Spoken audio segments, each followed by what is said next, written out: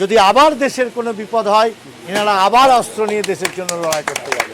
স্বতন্ত্র প্রহরী কর্মরত অবস্থায় যারা ভারতবর্ষের জন্য লড়াই করেছেন, ভারত মাকে বাঁচানোর জন্য যারা নিজেদের জীবন বাজি রেখেছেন, তারা আজ অবসরপ্রাপ্ত।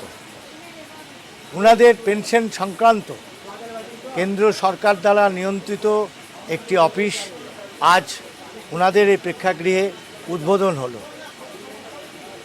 তার উপলক্ষেই বিভিন্ন জেলার যত অবসরপ্রাপ্ত সৈনিক আছেন ওনারা মিলিত হয়েছিলেন ওনাদের এই অফিস প্রাঙ্গণে।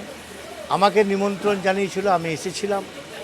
আমার দিক থেকে যতটা সম্ভব ওনাদের পাশে থাকা যায় আমি আমার সাধ্য মতন থাকবো, এটুকুই বলার ছিল। কারণ এর বেশি এই বিষয়ে আমার কাছে আর কোনো তথ্য নেই, আর আমি বলতেও চাই না।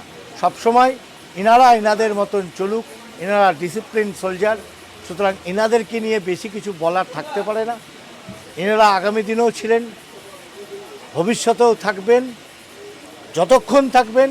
যদি আবার দেশের কোনো বিপদ হয়, এনারা আবার অস্ত্র নিয়ে দেশের জন্য লড়াই করতে যাবে।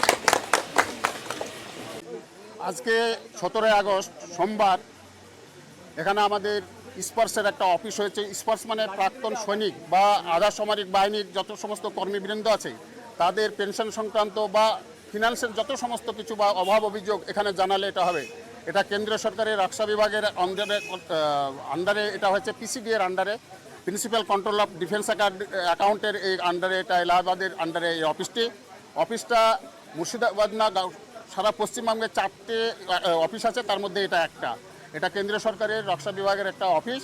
আজকের এই অফিসে উদ্বোধনের সময় আমাদের প্রিয় বিধায়ক মাননীয় সুব্রত মৈত্র কাঞ্চন, যারা আমরা কাঞ্চনদা বলে যারকে চিনি, উনি এখানে উপস্থিত ছিলেন প্রধান অতিথি হিসাবে।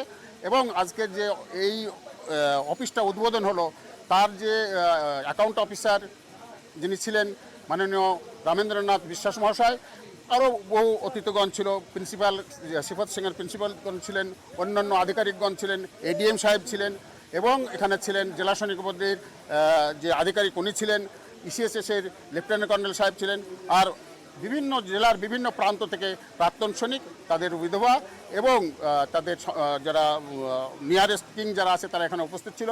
এখানে আর একটা বিষয় হলো, গত কিছুদিন আগে আপনারা জানেন তুষার ঝড়ে আমাদের পলাশ ঘোষ নামে একটা ছেলে শহীদ হয়েছিল, তারও ভাই এখানে আজকে উপস্থিত আছে। আগামী 22 তারিখে তার একটা আবক্ষণিক মুহূর্ত উন্মোচন হবে, সেখানেও আমাদের মাননীয় সম্মাননীয় এমএলএ সাহেবকে, বিধায়ক সাহেবকেও তারা আমন্ত্রণ করছে সেখানে যাওয়ার জন্য। আমি গোলাম নবী সরকার, এনএক্সিসির জেলা প্রেসিডেন্ট, মুর্শিদাবাদের জেলা প্রেসিডেন্ট।